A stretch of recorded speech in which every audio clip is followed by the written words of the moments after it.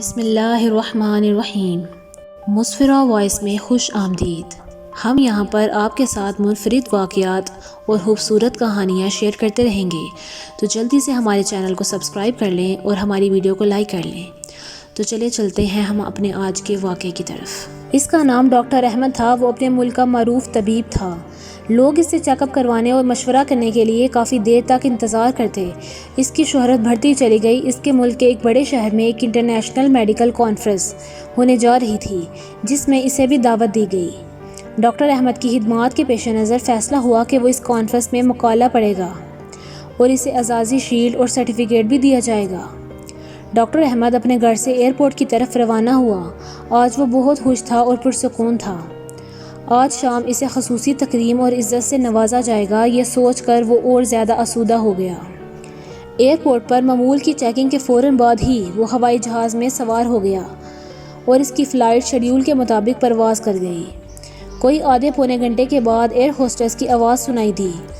وہ اعلان کر رہی تھی، معزز حضرات، ہم معذرت خواہ ہیں کہ طیارے میں فنی خرابی کی وجہ سے مجبور ہو کر اسے قریبی ایئرپورٹ پر اتارا جا رہا ہے۔ ہمارے پاس اس کے سوا کوئی چارہ نہیں۔ فلائٹ بغیر کسی دشواری کے قریبی ایئرپورٹ پر اتر گئی۔ مسافر جہاز سے اتر کر لاؤنج میں چلے گئے۔ ڈاکٹر احمد بھی دیگر مسافروں کے ساتھ طیارے کے درست ہونے کا انتظار کرنے لگے۔ تھوڑی دیر بعد ایئرپورٹ اتھارٹی نے اعلان کیا کہ خرابی درست ہونے کا فوری امکان نہیں، مسافروں کو متبادل طیارے کا انتظار کرنا ہوگا۔ نیا طیارہ کب آئے گا کسی کو کوئی علم نہیں تھا۔ پھر کچھ دیر بعد اعلان ہوا کہ متبادل طیارہ کل ہی آ سکتا ہے، ہم اس زحمت کے لیے معذرت خواہ ہیں۔ ڈاکٹر احمد کے لیے یہ اعلان نہایت تکلیف دہ اور چکا دینے والا تھا۔ آج کی رات تو اس کی زندگی کی سب سے اہم رات تھی۔ وہ کتنے ہفتوں سے اس کا منتظر تھا۔ اس کی تکریم ہونے والی تھی۔ وہ کرسی سے اٹھا اور ایئرپورٹ کے اعلیٰ افسر کے پاس جا پہنچا، اپنا تعارف کروایا اور کہا، میں انٹرنیشنل معیار کا ڈاکٹر ہوں، میرا ایک ایک منٹ قیمتی ہے، مجھے آج رات فلاں شہر میں مقالہ پڑھنا ہے، پوری دنیا سے لوگ اس سیمینار میں شرکت کے لیے آئے ہوئے ہیں اور آپ لوگ ہمیں سنا رہے ہیں کہ طیارہ 16 گھنٹے کے بعد آئے گا۔ افسر نے جواب دیا، محترم ڈاکٹر صاحب، ہم آپ کی عزت اور قدر کرتے ہیں، ہمیں آپ کی اور دیگر مسافروں کی مشکلات کا بخوبی اندازہ ہے، لیکن یہ ہمارے بس کی بات نہیں اور نہ ہی طیارہ فراہم کرنا ہماری ذمہ داری ہے۔ البتہ وہ شہر جہاں آپ کو کانفرنس میں شرکت کے لیے جانا ہے، زمینی راستے سے فقط 3-4 گھنٹے کی مسافت پر ہے۔ اگر آپ کو بہت جلدی ہے تو ایئرپورٹ سے کرائے پر گاڑی حاصل کریں اور خود ڈرائیو کرتے ہوئے وہاں پر پہنچ جائیں۔ ڈاکٹر احمد لمبی ڈرائیونگ پسند نہیں کرتا تھا، مگر مجبوری تھی، اس کے پاس کوئی راستہ نہیں تھا۔ اس نے آفیسر کے مشورے کو پسند کیا اور کار کرائے پر لے کر متعلقہ شہر کی جانب روانہ ہو گیا۔ اس نے کچھ ہی فاصلہ طے کیا تھا کہ اچانک موسم خراب ہونا شروع ہو گیا۔ آندھی طوفان، سیاہ بادلوں نے آسمان ڈھانپ لیا۔ دیکھتے ہی دیکھتے زوردار بارش شروع ہو گئی۔ اندھیرا چھا گیا اور آہستہ آہستہ وہ راہ سے بھٹکنے لگا۔ اس کی گاڑی کا رخ کسی غلط سمت مڑ گیا۔ موسم کی خرابی کے باعث اسے اندازہ ہی نہ ہو سکا وہ کدھر چلا گیا ہے۔ 2 گھنٹے کی مسلسل ڈرائیونگ کے بعد اسے یقین ہو گیا کہ وہ راستے سے بھٹک چکا ہے۔ بھوک اور تھکاوٹ کا احساس بھی اسے ستانے لگا۔ اس کے پاس کھانے پینے کی کوئی چیز بھی نہیں تھی۔ کسی محفوظ ٹھکانے کی تلاش اس کے دل و دماغ پر سوار تھی، جہاں کھانے پینے کو کوئی چیز مل سکے۔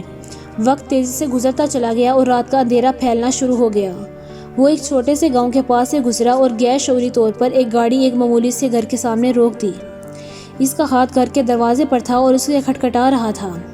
اندر سے ایک بوڑھی عورت کی آواز آئی، بیٹا جو بھی ہو اندر آ جاؤ، دروازہ کھلا ہے۔ ڈاکٹر احمد گھر کے اندر داخل ہو گیا اور دیکھا کہ بوڑھی عورت کرسی پر بیٹھی ہے۔ ڈاکٹر نے کہا، اماں جی، میرے موبائل کی بیٹری ختم ہو چکی ہے، کیا آپ کا موبائل استعمال کر سکتا ہوں؟ بوڑھی عورت مسکرا کر کہنے لگی، بیٹا کون سے فون کی بات کر رہے ہو؟ شاید تمہیں معلوم نہیں کہ تم کہاں ہو۔ ہمارے ہاں بجلی ہے نہ ٹیلی فون۔ یہ تو ایک چھوٹا سا گاؤں ہے جہاں شہری سہولیات کا کوئی تصور بھی نہیں۔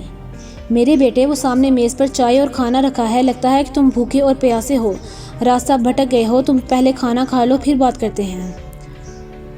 ڈاکٹر احمد نے اس بوڑھی خاتون کا شکریہ ادا کیا اور کھانے پر ٹوٹ پڑا۔ سفر کی تھکاوٹ کے ساتھ اسے شدید بھوک بھی ستا رہی تھی۔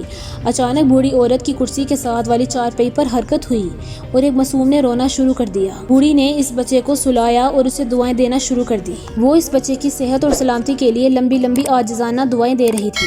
ڈاکٹر احمد نے کھانا کھایا اور ہتھون سے کہنے لگا، اماں جان، آپ نے اخلاق، کرم اور میزبانی سے میرا دل جیت لیا ہے۔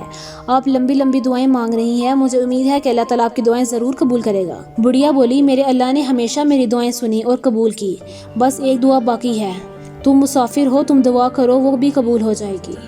ڈاکٹر احمد کو اشتیاق پیدا ہونے لگا، کہنے لگا، اماں جان، وہ کون سی دعا ہے جو قبول نہیں ہوئی؟ آپ مجھے اپنا کام بتائیں، میں آپ کے بیٹے کی طرح ہوں، انشاءاللہ اسے ضرور حل کروں گا۔